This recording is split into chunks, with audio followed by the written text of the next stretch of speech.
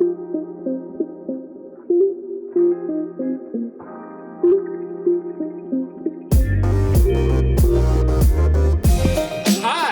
to this special episode of Read, Return, Repeat. I'm Daniel Pewewardy. And I'm Sarah Dixon. We're recording live at the Advanced Learning Library in Wichita, Kansas, celebrating the end of our week-long celebration of Banned Books Week. While there isn't a Read ICT category specific to banned books or challenged books this year, it is still a very prevalent topic in our society. Daniel, tell our friends and our listeners about Banned Books Week. Alrighty. Banned Book Week celebrates our freedom to read and spotlights current and historical attempts to censor books in libraries and schools. It brings the literary community together in shared support of the freedom to seek and express ideas. This year, the Wichita Public Library celebrated the week through programming, displays, and public engagement that focused on our freedom to read and championing those who make that happen. This included movie screenings, displays, and the Advanced Learning Library. It included displays and programs at the Advanced Learning Library and neighborhood branches, and there was also a medallion hunt. Yeah, it was a pretty fun week all around. Joining us in our celebration of Banned Books Week are community partners for this event, the Mid-America All-Indian Museum and Watermark Books. The Indian Museum provided us with the prizes for tonight's games, and Board of Trustee Chair Dal Domebo couldn't be here with us today, but he did ask us to share an important message with you all about the importance of unlimited access to reading. Hello, my name is Dal Domebo. I'm the chairman for the Board of Trustees for the Mid-America All-Indian Museum. Books are an important resource to us all because books allow us to be interactive with the stories, characters, and content. They demand us to think. Whether they are fiction or nonfiction, books widen our consciousness. They give us new ways to think and new ideas by expanding our minds and inspire us to use our own thoughts. Books help us develop critical thinking skills. When you read a book, that book is read by you. There is nothing that controls or demands a reaction you may have when you read it. You decide what you think about that book and its contents, with no one looking over your shoulder telling you how you should think. According to a report released by PEN America, between July 2021 and June 2022, more than 2,500 book bans were enacted in 138 districts and 32 states, resulting in the removal of more than 1,600 titles from school libraries and classrooms that serve roughly 4 million students. And that is likely an underestimate. The subject matter of most of these banned books vary. Anything from subjects that address today's social lifestyles to characters that represent the growing population within our country. Out of the books that were banned, 4 out of 10 were banned because they had characters of color. In the Native American community, storytelling is a huge part of our culture. It develops listening skills, memory, and imagination, and supports social and emotional learning to develop the whole child. In addition, it also allows us as Native people to not only entertain, but to also preserve our history and culture for the next generation. For centuries, our stories have lived through storytelling, and now we are fortunate enough to have Native authors who are putting our stories to print for all to learn from. The act of banning books is a type of censorship that harkens back to a time in the not too distant past where we as Native people were targeted for extinction. If book banning continues, we as a country will no longer be free to think, but we will be conditioned on how and what to think. I'd like to thank Dal for those powerful words. And if you ever get a chance to visit the Mid-America All-Indian Museum, it's right down on Seneca, and visit www.theindiancenter.org to find out information about their classes, programs, and their visiting hours. So check it out if you can. Yes, awesome. So next up, we are happy to welcome, if I could speak words, we are happy to welcome Sarah Bagby and Jaime Nix from the Wichita Public Library and Watermark Books. I said that backwards, but you get it. It's so lovely to have you here with us today. Thanks for having us. Thank you for the invitation. We were just talking earlier. I'm totally going to lose the game. But I don't think you are. I think we're going to help you out as Okay, much as good, possible. good. We're encouraging winners for this. It's kind of scary. Kyle's just going to hold up the answers. That's the plan. All right. Well, hey, I got the first question. That's okay. We'll just go into it. So first question is actually going to be for you, Sarah. We know that Banned Books Week is a uniquely library-related celebration, but how does Watermark Books, our independent bookstore, celebrate Banned Books Week and the freedom to read? Well, we are, it's a sobering thing, celebrating banned books. It's such a confusing thing. We do displays. We do a lot of social media. Independent booksellers are there's a lot of activism with them. And so we are very tuned into what's going on with banned books. And we appreciate being able to choose what we have in our store. But we don't appreciate all the negative attitudes about a story that might tell about someone who's different than you. And we're pretty passionate about that. And so that's what we do. And this year we've had a lot of support from publishers with just, materials, things for social media. And so it's been, on the one hand, it's been a good year for banned books displays, but on the other hand, those PIN numbers that he mentioned are a little sobering. And can you tell our listeners, because we do have a live audience, obviously, but we are also a podcast primarily. Tell our listeners what your T-shirt says. It says, "Bands off my books and my body." That's a great message. It's really exciting to see how people are responding to Banned Books Week outside of a library setting, and it's really awesome that we have community backing and support throughout the community for this week of advocacy. Mm-hmm. Next question is for you, Jaime. So you've probably seen a lot of banned book challenges working in libraries here and in Tacoma. Can you tell us about your most interesting experience of the challenge title a little? Well, every instance when a community member questions whether or not a book should be in the library's collection, we take it very, very seriously. It's an important conversation to have at a service point, and to be empathetic and listening. I will say, I'm going to tell you 3 stories. All 3 of them, please know that it was incredibly important with each customer, but each one was a little bit kind of special. So as a baby librarian, the very first book challenge that I received was, I guess it was in 2001 or 2, just at the time where urban fiction was starting to be published. There was a customer who demanded that this book by the author Zane get removed from the collection. It was awful, she said. It's an awful book. It should never be purchased, for one. It should never be in a library collection. And I started to just kind of probe a little bit. I wasn't familiar with this particular author at the time. I think just asked the question, what about this book is rubbing you? And she said it was bad literature. And so I asked, what is good literature? Well, the Odyssey, of course. And I was like, oh. So we ended up in a conversation about, how every book has its reader. Not every reader has the same interests, and that I would be glad to help her find some real interesting Greek history books, if that would be interesting. But she wanted to go through a formal process. So we put together a committee. We did a lot of reviews. And ultimately, we determined that the book needed to stay in the collection because it met our selection criteria. There was one that happened many years later. It was a picture book that was offensive to a mom. And the book was about Walter the farting dog. And again, that conversation was like, what's going on with this book? So Walter the farting dog in this particular edition found himself in a band of criminals, bank robbers, who were robbing a bank at gunpoint. and they were smoking a cigar.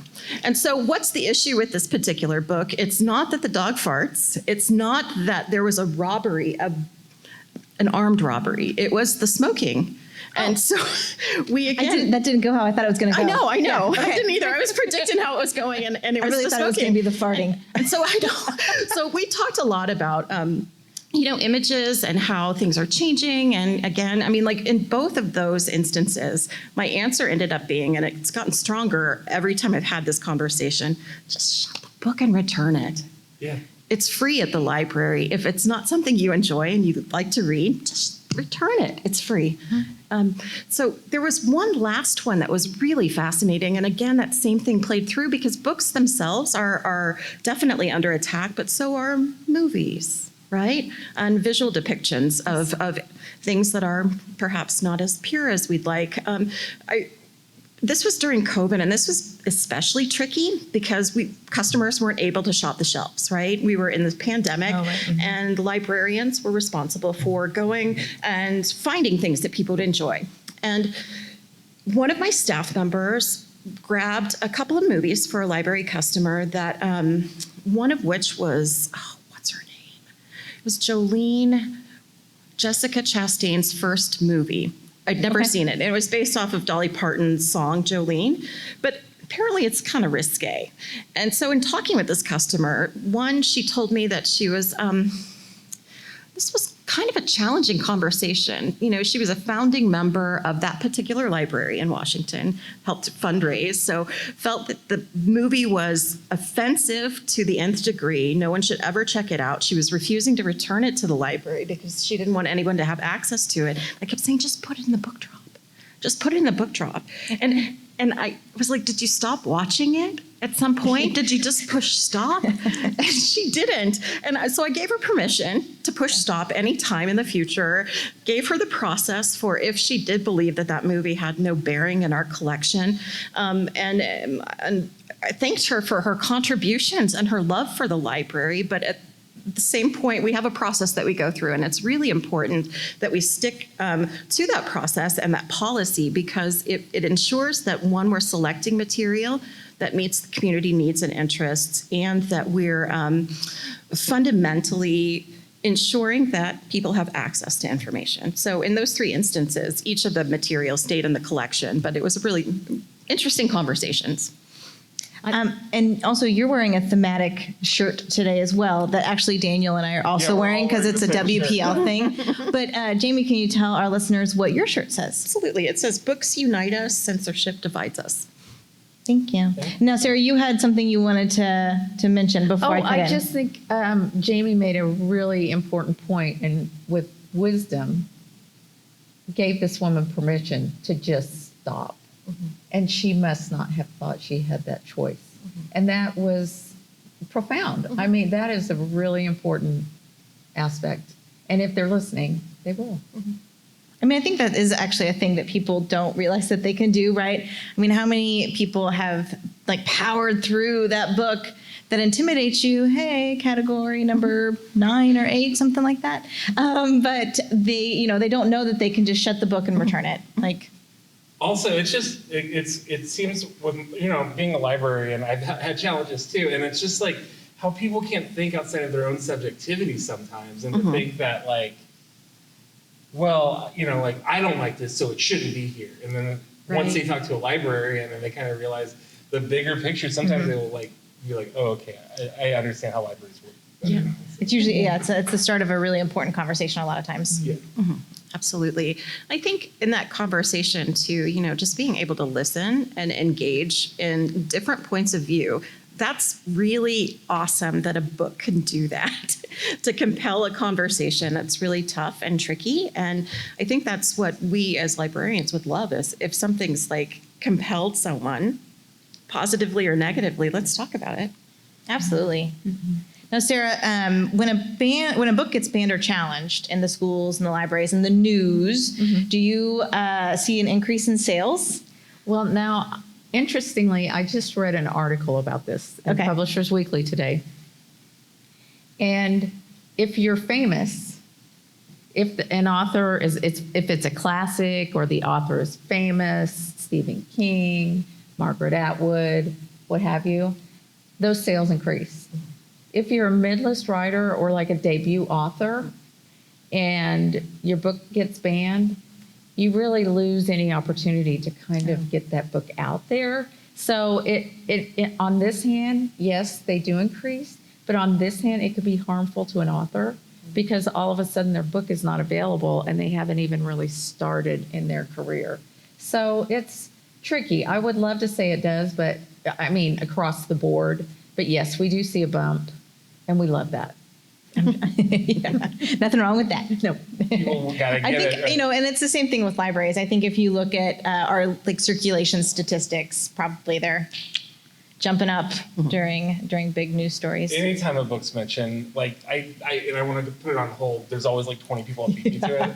Like when Persepolis and Mouse were kind of getting in the news, and I was like, oh, I want to check out Mouse again. And then it was like not even a day, and there was already like 30 holds on it. Yeah. I have a question for the both of you. Okay. Why do you think it's so important these days to celebrate our freedom to read? Question of the moment. Okay. Well, because they're stories and because there are so many voices out there and individuals and people who identify as have different identities are allowed to tell a story. And, you know, just to be on the surface here, I'm a very curious person, which probably makes me kind of a good bookseller. And if I didn't have the option to read other people's stories, I think I would go mad. If I just had to read a story over and over and over that was encouraged by the people who will ban books because it will protect the innocent of young innocence. I mean, what kind of stories would be left? Not very interesting ones, not very important ones, certainly stories that marginalized communities can identify with and that need to be told. They need to be told. I think in a lot of ways too, when we read these powerful books, the nature of empathy comes up over and over again, to be able to not just see the world through someone else's lens, but to feel it and to see it described, to hear it, to be able to journey with them. I think one of the coolest things about public libraries, especially, you know, with the freedom to read, I mean, essentially it's saying that we're not going to judge you for the words that you choose to read, and that's powerful. I think that's probably the coolest thing about public libraries is that it's a judgment-free zone. Mm-hmm. Same, and we have a thing where we say we are going to trust our customers. Mm-hmm. I mean, because they're myriad people, and you just have to trust them. You can't. Yeah, amen. So we have just a little bit more time with you right now. So we want to get to the game, but we also want to give you a chance to share your favorite book that most frequently shows up on the banned books list. It's Sarah, hard go. to choose a favorite, but I will say I love The Absolute True Diary of a Part-Time Indian.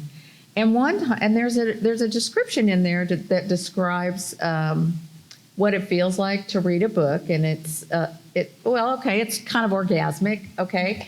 And one time I met Sherman Alexie, and I said I wanted to do a mural of that description on my bookstore, but I couldn't. I would have gotten in a lot of trouble just because of my landlord. Okay, I'll blame them. Okay, all right, fair enough. Jamie? So there you go. You know, probably only because my teenage daughter read One Flew Over the Cuckoo's Nest, and we've like traversed through that story and the film. I think that one's on my mind right now. Nice. Yeah. Well done. Good choices, Some good both. classics. Yeah. Yeah. And, you know, maybe Sherman heard you just say that your favorite banned book was his book. She stole my choice. That's what I was Okay, so now we're inviting you. We're going to give you the option to say no, but we're not expecting you to. So we're going to ask you to play a little game with us today to celebrate Banned Books Week. Would that be all right? Mm-hmm. Daniel, can you explain the rules? Oh, I get to explain the rules. Yes. Awesome. We're going to give you a quote from a book that's frequently found on the banned books list, and you'll have to guess what it is. No shouting out to our live audience, but if you know it, lock it in. Can I Google? You cannot Google. You cannot Google. You may deliberate amongst yourselves Okay. and come to the right decision. So, what else did I You forget? can't phone a friend. Cannot phone a friend. We No don't have a Google. lifeline? No, No, you're each other's lifelines. that's Okay, it. that's built in. Telepathy. Come on, give me some signs. Also, you'll be playing for a member of one of our audience. yes. Oh. Yeah, we need to go ahead. Just pull a number. I think so, but it might take a little while. All right, let's see what happens.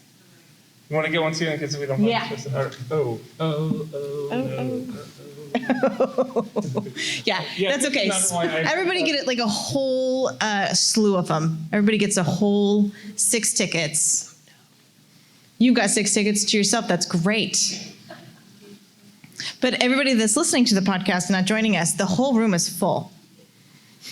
Whole room. So yeah, wow, I can't. Could you hear all the laughter from all of our jokes? that Saved by the Bell joke killed totally? This will all be edited out of the podcast. It would absolutely be. All right, go Okay. ahead and read your number, and we'll see. I feel like you picked yours first, and All that's right. only fair. 406-699. Oh, yes! Okay. What is your Great. name, ma'am?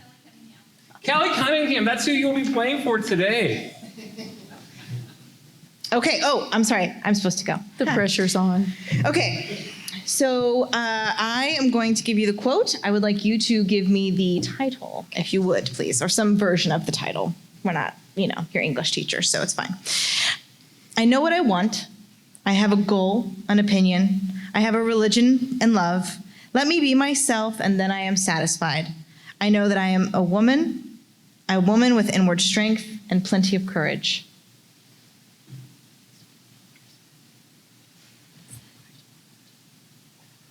They're deliberating.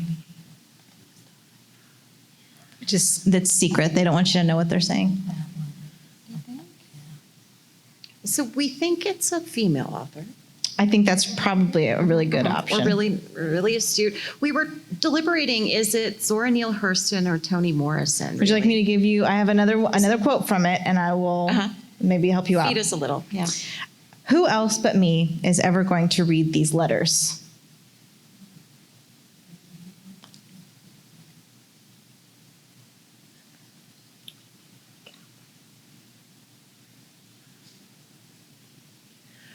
Okay. Did that change your? Is it Willa Cather? No? Just give it to us. Nope, can't do that because you're playing for one of our audience members. okay. So it takes place in Amsterdam. Anne Frank, the True Diary. Or, the Diary of Anne Frank. Yeah. Absolutely True Diary of Anne Frank. That's right. It is the Diary of a Young Girl by Anne Frank. All right, got that first All one. right. Hey. Woo. Well, One down. thought it was a memoir. All Okay, it was right. harder than I thought. All right, let me put a little southern voice give 'em the for southern. this one. Persons attempting to find a motive in this narrative will be prosecuted. Persons attempting to find a moral in it will be banished. Persons attempting to find a plot in it will be shot. To Kill a Mockingbird. Let's give them the second clue. All right, second clue. Second clue. Right is right and wrong is wrong, and a body ain't got no business doing wrong when he ain't ignorant and knows better. Of Mice and Men. Let's give them another setting clue. Our friends to the east. And what's the river that Oh, yeah. Is it Mark Twain? which one by Mark Twain? Yeah, it's Adventures of Huckleberry Finn. Hey! All right, we have one These more. games, there's really we're not helping them out at all. If they can get this next one, you will be the brand new owner Of some really cool of stuff. some really cool stuff from our community partners at the Mid-American All-Indian Museum. All right, Okay. Sarah. Last one. We were the people who were not in the papers. We lived in the blank white spaces at the edges of print. It gave us more freedom. We lived in the gaps between the stories. And I'm going to go ahead and read the next one. Don't let the bastards grind you down.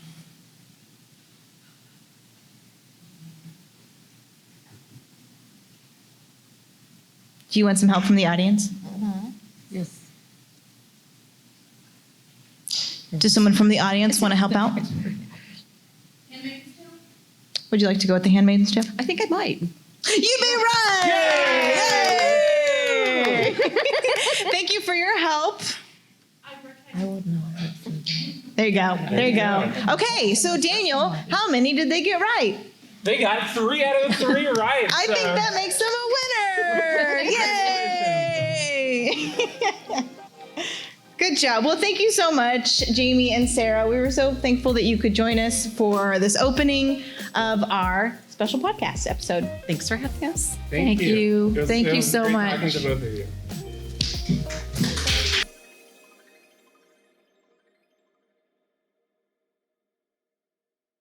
Welcome back, and before we get into our interview with Sherman, we have some book recommendations from community partners that we're going to play, and the first one's up, and this is from our Read ICT partner, Suzanne Perez, with her book recommendation. Hi, my name is Suzanne Perez, and I'm a reporter with KMUW and the Kansas News Service.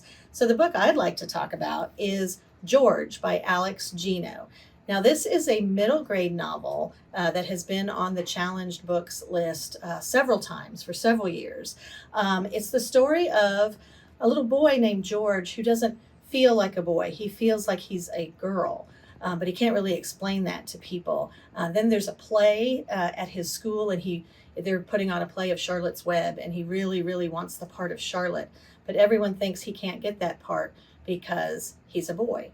So this is about how this child who's dealing with this identity crisis sort of deals with that. It's interesting to note that Alex Gino, the author, has since reissued this book with a different title, and the title is Melissa, which is the name that the character of George sort of identifies as. So I think that that's really interesting. It is a fabulous look at sort of an LGBTQ character struggling with her identity. So I really recommend it. That's George by Alex Gino.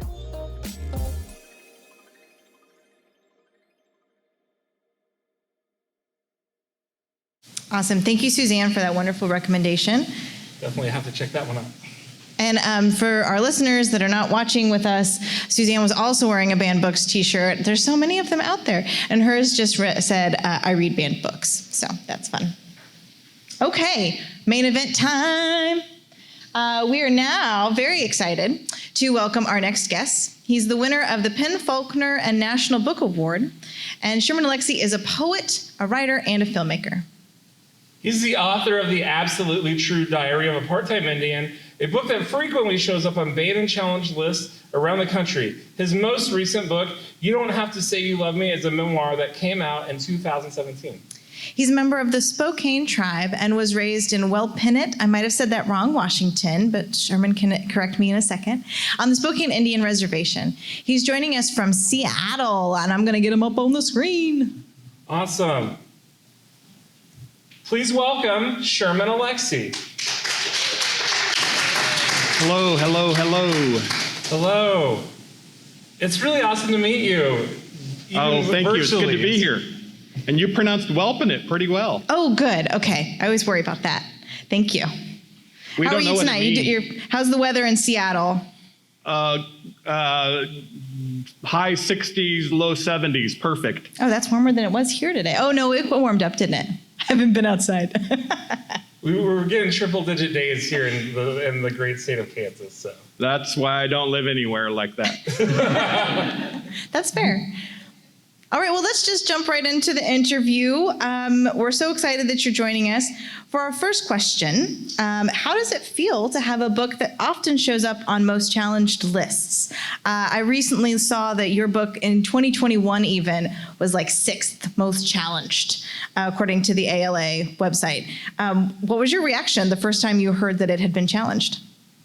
Well, yeah, the ALA announced also a couple years back that it was the most banned book from 2010 to 2020. So, yeah. Congratulations. Thank you. On one hand, it's great. It means you're writing something honest. People get scared of honest books. And it certainly helps sales. It's the best PR imaginable. But like what was stated earlier, and I read the same article, I hadn't considered it, my own narcissism, right? Being happy about my books getting banned, that new authors and less established authors are going to be hurt by a book ban. And that had not entered my mind. But now I'm certainly going to be speaking of that all the time. So on one hand, I'm happy I had the banned book. On the other hand, I wish this wasn't happening for new and middle-list authors. Yeah, you don't really think about that. You think, oh, it's probably, I just assumed there was a spike. We were hoping it was an easy question, but I'm glad that Sarah brought that up. Yeah, that's relatively like a new concept, but yeah, that's awful that happens. And yeah. So I'll go ahead. I have a question for you. So there isn't a lot of indigenous representation in young adult literature. What made you want to write a young adult novel? Well, this is going to be a rowdy answer. Most of the young adult books about natives don't really focus on day-to-day life. There's a lot of spiritual stuff, a lot of talking animals, and very little to do with, let's say, being an eighth grader. There's not a whole lot of those books where you have sort of a realism literature of young Native Americans, and I saw something was missing there, so I wrote it. So I filled the gap that I saw. Isn't that always what they say? Like, if you want to see representation, like if the book that you want to tell is not out there, write it. I messed up that quote massively, but write it yourself, right? And so I think that's great when you're contributing to those stories. No, I think it's, like I'm actually, my dad's Native and I'm Native, and I went to a mostly white school. So like I felt heard by Diary, and it was an awesome read when I got to read it. So thank you so much. It meant a lot to me. Oh, thank you. And I was highly influenced by some other young adult novels. The Secret Diary of Adrian Mole, age 13 and a half, was one of the big ones. And then an adult novel called The Basketball Diaries by Jim Carroll. So those two books were highly influential for me. Very cool. Now, in your book, Part-Time Indian, I'm going to spoil it for you if you haven't read it, but it's been out for a long time, so that's on you. After Junior's grandmother dies, he reflects that tolerance was her greatest gift. How do you think we can be more tolerant in this divisive age where we're banning books? The first answer that came to my head is stop talking and start listening. Oh, we're getting applause. One of the things I've come to realize over the last few years is that my opinion doesn't really matter. Or to say that my opinion only matters as much as anybody else's, that my writing talent doesn't make me more wise. My writing talent doesn't make me more activist. My writing talent doesn't make me more correct about anything. I'm an individual human being who's great with metaphors. So that's my skill set. So I've been reading a lot and listening a lot. I go online a lot, and I just don't listen to my allies. I also listen to my political opponents. The thing is, everybody is right about something, and that's what you go looking for. I really like that answer, just to be a better listener. And I think we can all probably take some notes on that. So this next question, a lot of the books on this year's list deal with anti-racism. What role do you think race and racism play into the books getting challenged? Well, my book has been challenged now since it was published. So the challenges existed before the current political time. So it's hard to say how much of it is the current struggle and how much of it is just a constant. I'm always amazed that my book gets banned. It's so misinterpreted. Number one, there's no sex in the book, but you'd think I would have written some, lady reservations lover or something, and I haven't. And I keep looking at it, and I think it really is because it's about an Indian kid. And I think that freaks people out. A realistic Indian kid, an Indian kid with hopes and desires and mistakes and magic and loss. And it presents the kind of realistic Native American portrait that people don't necessarily want. They want some spiritual superhero, and that's not what I write. I never thought of it being like that. Like like when you write from you give people a new point of view, it shatters whatever they thought of that person. So like people might have an idea that like natives are like, again, like tropes and things they've seen in movies. And so when you bring in like a realistic perspective, that is challenging. And I never really thought of that being kind of like a catalyst for making people uncomfortable, but that makes total sense. And but I do think that's, oh, go ahead, please. I was going to say, one of the great ironies is that this book is about a Native American kid who finds love, acceptance, tolerance, romance, and friendship in a small, white, conservative Christian farm town. In other words, everywhere 50 miles outside of Wichita. And someone did their research. Yeah. and it's surprising to me that when I see my book get discussed in school board meetings, that nobody stands up and says, every friend he has in Reardon is a white kid from a farm town. Yeah. But also, back to your point, Daniel, I do think that that is maybe why books get challenged, because people are not ready to change their mindset yet. And so that's when you have to have that discussion like Jaime and Sarah were talking about earlier. It starts with a discussion. It starts with being a listener. So we're just covering all kinds of great stuff tonight. So let's switch for a second and talk about your film Smoke Signals, which many consider to be one of the best Native films for its representation of modern Native people doing normal things, just like in your book. It was even selected by the Library of Congress recently for preservation for being culturally, historically, or aesthetically significant. Did you expect it to be as impactful as it was when you wrote it? No. I mean, that's an easy question, right? We filmed it in 1997 and released it in 1998. And it was and remains the only major feature film written, directed, and co-produced by Native Americans to ever receive a national and international distribution. It remains the only one. And, it was shocking. The thing that's shocking, I guess, is that it's still relevant 2.5 decades later. It's a constant meme in the Native internet world, constantly. Pretty much every day I get a new one. Somebody sends it to me. So it has this incredible cultural power. Evan Adams, who played one of the main characters, Thomas Builds-to-Fire, he likes to say, it's like I played Scarlett O'Hara. That's how big Thomas is in the Indian world. And making it into the Library of Congress, the National Film Registry, was amazing. We went in the same year as Jurassic Park did. That's awesome. That's it's T-Rex and Thomas Builds-to-Fire. I actually have I've seen they'll do screenings and I'll see pictures and there's Thomas dress-alike contests. I think one of my nephews won one at one point.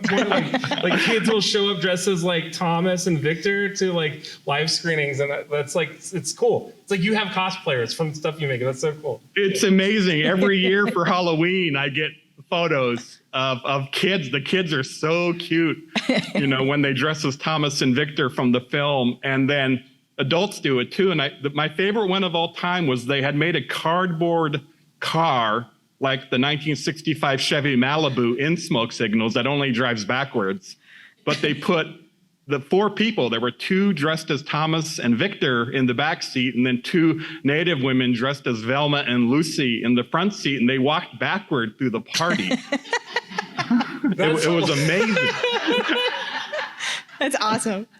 I've been seeing Velma and Lucy showing up in the meme world now, the Native meme world. You always saw Thomas and Victor. I'm yes, that's awesome. It's it's expanded past the 2 main characters, and now you're starting to see more you're starting to see more Smoke Signals memes, templates, and it's always fun to see those. So. Yeah, the great one, the funny one, and not so funny of the last few years is there's a line of dialogue in the movie, and it got repeated in the memes where Lucy says, "Hope you got your vaccinations."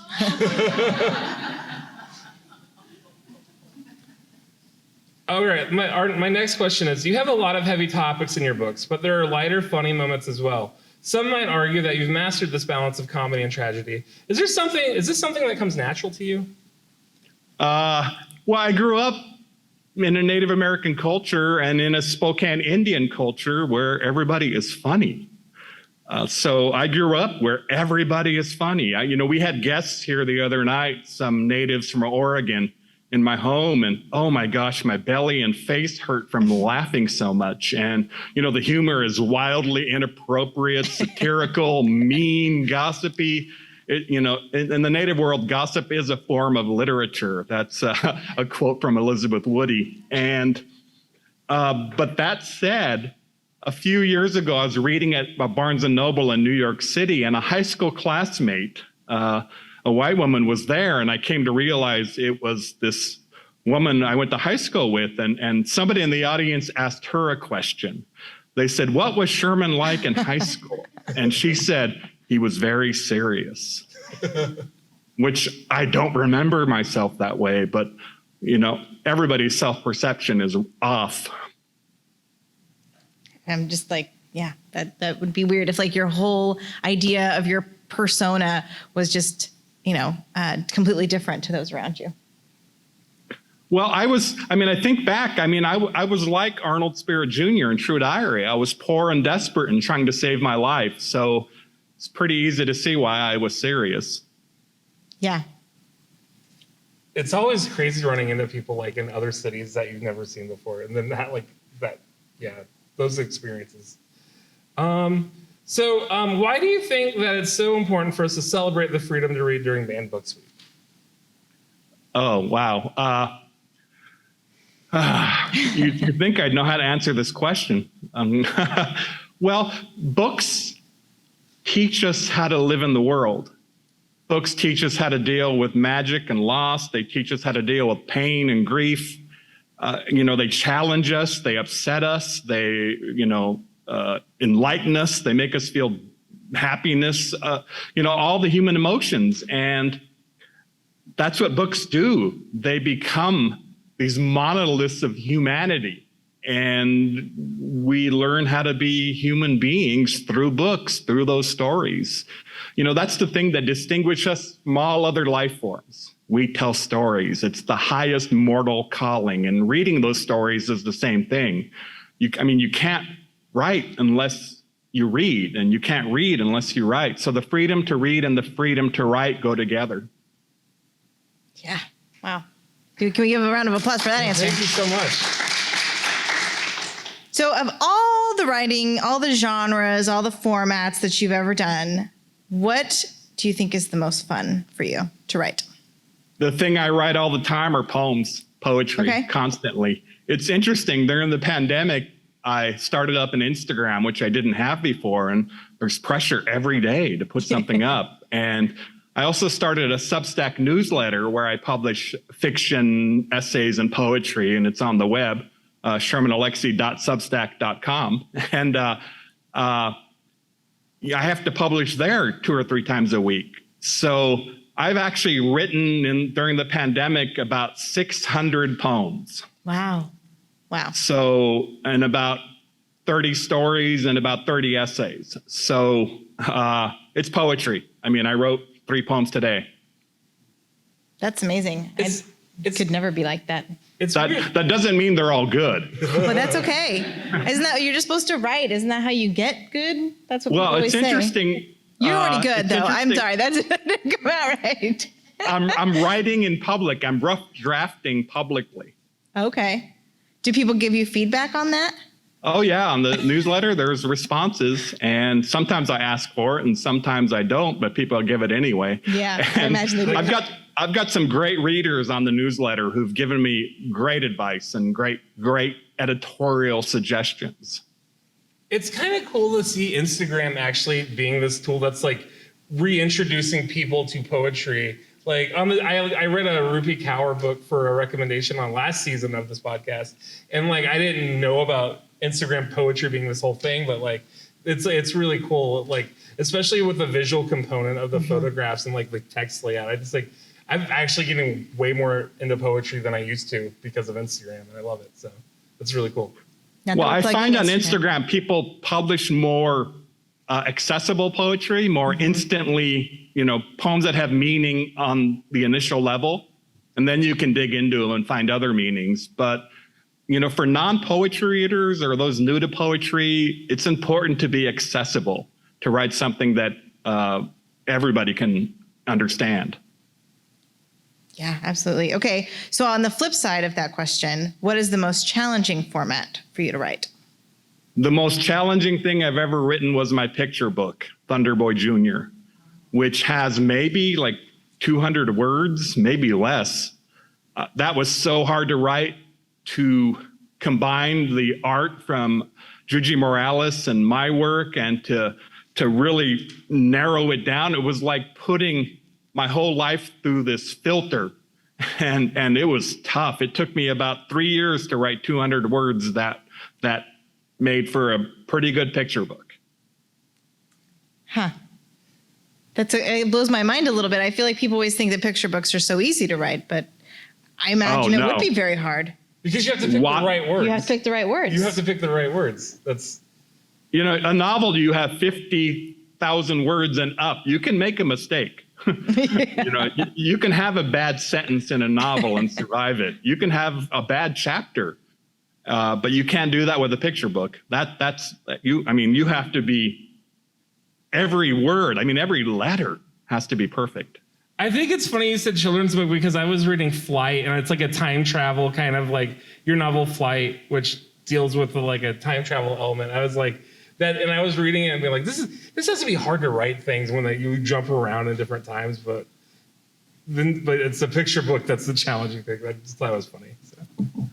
Well, Flight. I'm bipolar, and I am now medicated and therapized very well.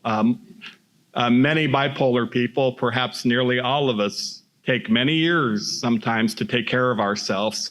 So I was in a heavy manic period when I wrote Flight. I wrote that novel, the first draft of it, in a week. Wow. Oh, wow. That's ambitious. So I discourage everybody from doing that. Yeah. I'm much happier writing, during the daytime only for 3 or 4 hours a day. It's much healthier for everybody in my life, most especially me. But that said, there was a chapter in Flight, like you said, it's about time travel. I had a chapter where I put him all the way back into Neanderthal days and had him hunting a saber-toothed tiger as he's being hunted by a saber-toothed tiger. And I fought for it with my editor, and finally I took it out. And last summer, I found the manuscript with that chapter, and it's terrible. Oh. So bad. So she was right. And also, it doesn't mean you're going to write something good when you're in mania. It just means you're going to write fast. Lessons. Well, thank you so much, Sherman. Those are all of our questions, I think, right? Yeah, I don't think we have any questions left. Unless do you have any book recommendations? Any banned books that you like? Oh, I like personal that. favorites? Let's do that. Oh my gosh. Well, Slaughterhouse-Five by Kurt Vonnegut, which actually was a big influence on Flight. Slaughterhouse-Five is a World War II novel where the protagonist, Billy Pilgrim, comes unstuck in time and jumps around all over the place. The aforementioned One Flew Over the Cuckoo's Nest is one of my favorite novels, and The Things They Carried by Tim O'Brien, which is a set of loosely connected stories about his experience in the Vietnam War. That was our big read a couple years ago here in Wichita. So, The Things They Carried, the title story, is one of the top things ever written in the history of the English language. I actually haven't read it. Yeah, Full disclosure, I'm so sorry. I haven't read it. I'll have to check it out. It was a tough year because Well, you're librarians. I'm pretty sure you've read plenty of books. Yeah. You might say. Yes. So we love talking to you. We could talk to you all night about banned books, about your writing. There's lots to talk about, but we don't want to take up everybody's time for too long, and this podcast episode can only last so long. So, Sherman, would you like to play a game with us? Sure. You don't really get to say no, but I like to give you the appearance of it. All right, so tonight you'll be playing for a member of our audience. Let's do it again, friends. We're going to read off a ticket number and hope that one of you have it. All right, we got some up here. Let's go with 406736. Yay! All right. Can my prize friend... Oh, we have to play first. Sorry, you don't get your prize yet. Can we get what's your name, ma'am? Mercedes. Mercedes. Thank you, Mercedes. So you'll be playing for Mercedes, and she if you can, I'll go ahead and explain the rules. Yes, do that. Okay, here are the rules. We're going to give you the title of a book that has been banned or challenged and 3 potential reasons this book was banned. You'll have to tell us which is the real reason, and this is going to be tricky because it's often not what you would think. Are you ready? Are you I ready? am ready. Okay, who's going first? I think you go first. All right.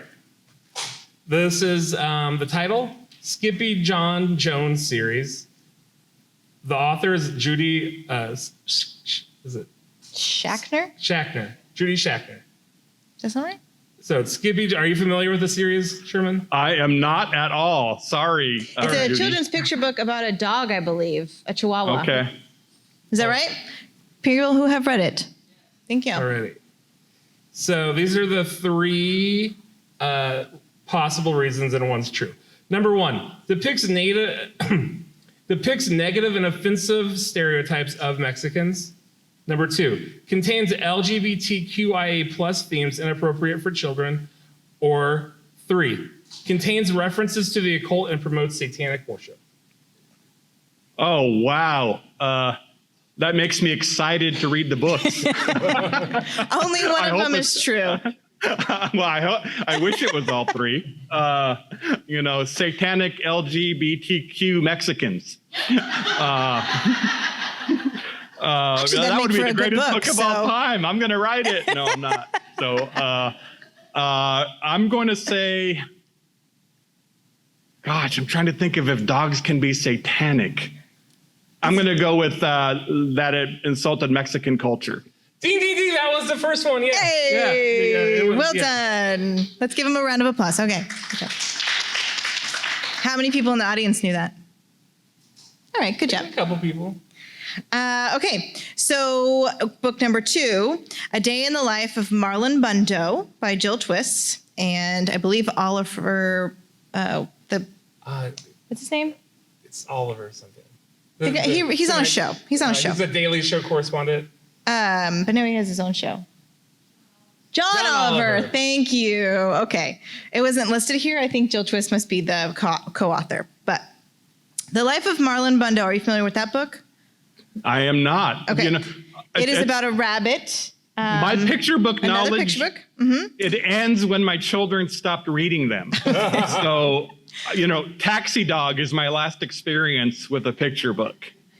Which, if you don't know it, is amazing. My name is Maxie. I ride in a taxi around New York City all day. I sit next to Jim. I belong to him, but it wasn't always this way. Aw. I'm going to have to check that one out. We'll put it in the show notes for anyone that wants to check it out later. So A Day in the Life of Marlon Bundo is the story of a rabbit that lives in the White House. It's Mike Pence's rabbit, right? I believe it is named after Mike Pence's rabbit. So the book was banned or challenged because it depicts harm against animals, because it promotes a healthy vegan lifestyle, or because it contains LGBTQIA plus content and politically biased viewpoints. Well, I think rabbits have the reputation of being vegans, but they're not.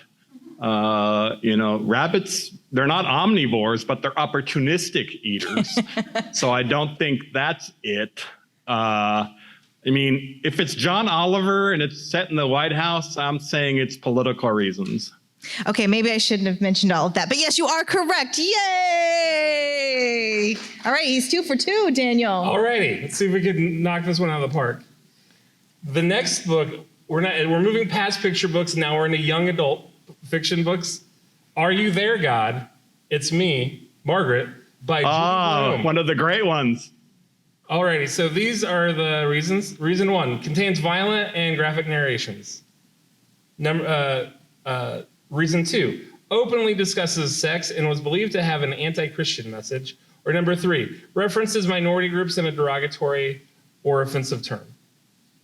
I mean, I want to say that Are You There, God? It's Margaret is pretty much the foundation of young adult literature as it exists now. There's that book, you know, when you talk about the Genesis religious term on purpose of young adult literature, then it's that book.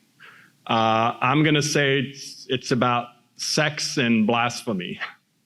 That's the correct answer. Hey! 3 for 3! Yay! I'm not cheering sex and blasphemy, but you know, Yeah.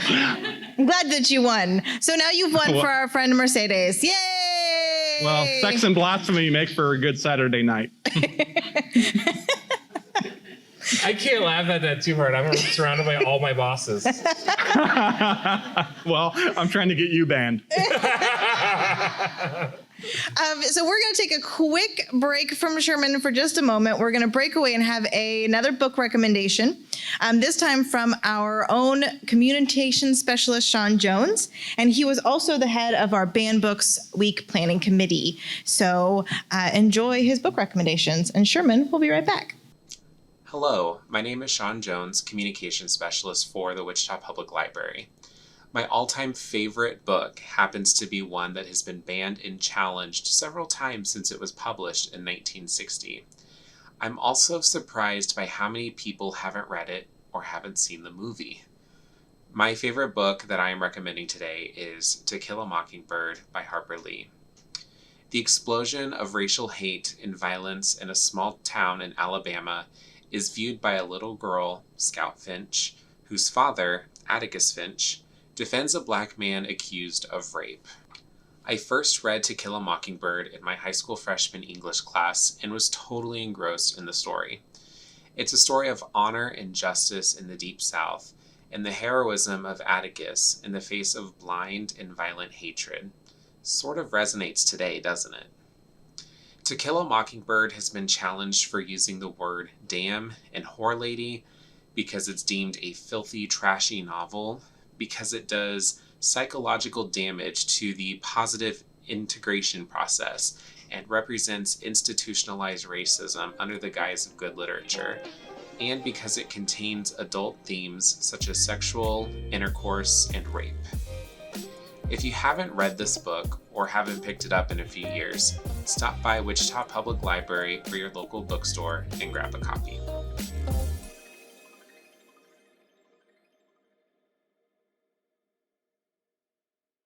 Thank you, Sean. That was great hearing it from Sean. The Banned Books Week programming, if y'all didn't know, was Sean's passion project. It was his first time kind of like orchestrating programs, and he did a great job. So thank you so much, Sean. And we wouldn't be here if it wasn't for him. So thank you. All right, Sherman, we are back with you. Sherman, you there? Oh, we got him. I think Here I am. He went into ghost mode. We do that sometimes. Oh, let me put you in full screen. I'm noticing I need a haircut. I have very curly hair. I was actually going to comment that I think your hair looks fabulous. You have great hair. That's great hair. We call this the Geronifro. The what? The Geronifro.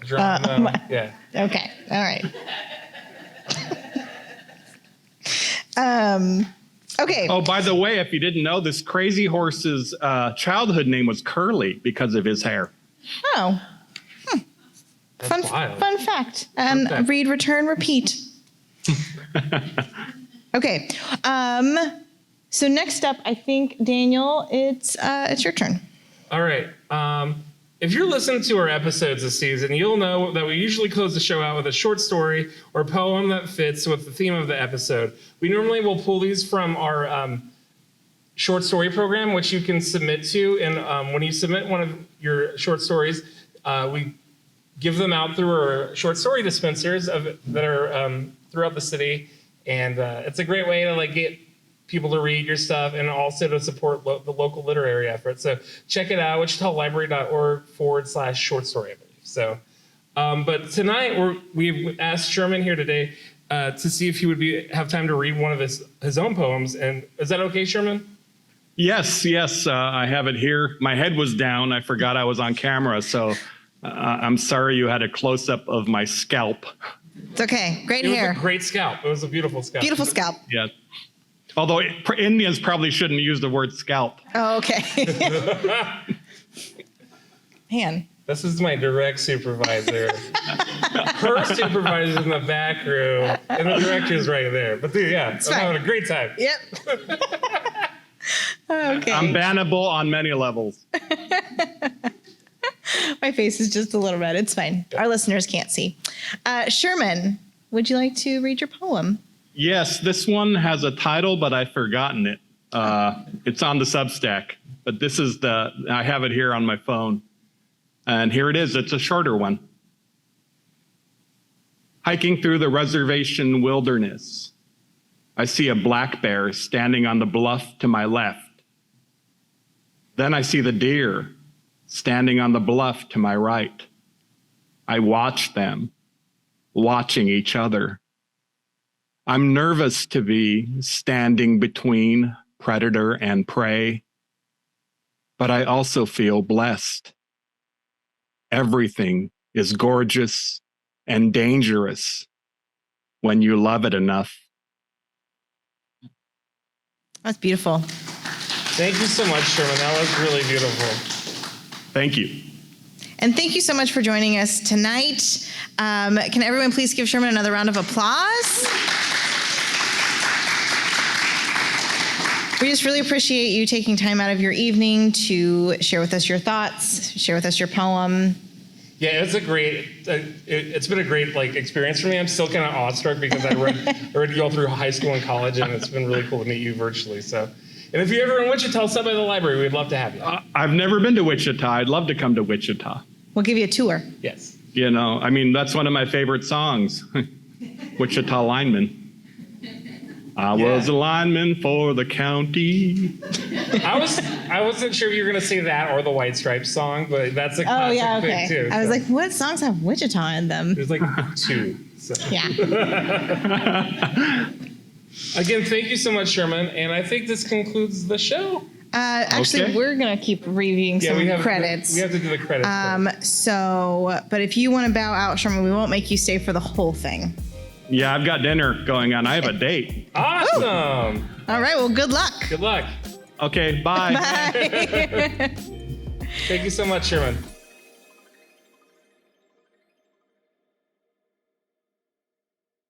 A list of the books discussed in today's episode can be found in the accompanying show notes. To request any books heard about in today's episode, visit wichitalibrary.org or call us at 316-261-8500. We have a lot of people to thank for contributing to this episode. Thank you to Sherman Alexie, first of all, for spending the evening with us. Thank you to Dal Domebo and the Mid-America All-Indian Museum. Thank you to Watermark Books and Sarah Bagby. Thank you to Jaime, our director. We'd also like to thank Suzanne Perez and Sean Jones for their book recommendations. And thank you, most of all for listening. And to those who showed up, thank you so much for coming to our live recording. To participate in the Read ICT Reading Challenge, please visit wichitalibrary.org/readict. Stay connected with other Read ICT participants on the Read ICT Challenge Facebook page. Find out what's trending near you, post book reviews, look for local and virtual events, and share book humor with like-minded folks. To join the group, search #ReadICTChallenge on Facebook and click join. You can follow this podcast through the Anchor app or stream episodes on whatever platform you listen to podcasts on. If you like what you heard today, be sure to subscribe and share and tell all your friends about Read, Return, Repeat. We'd love to have some. We sure would. This has been a production of the Wichita Public Library, and a big thanks goes out to our production crew and podcast team. Thank you so much. Give it for Kyle. Yay! And also Jenny Durham in the back. She helped us a lot with writing this episode.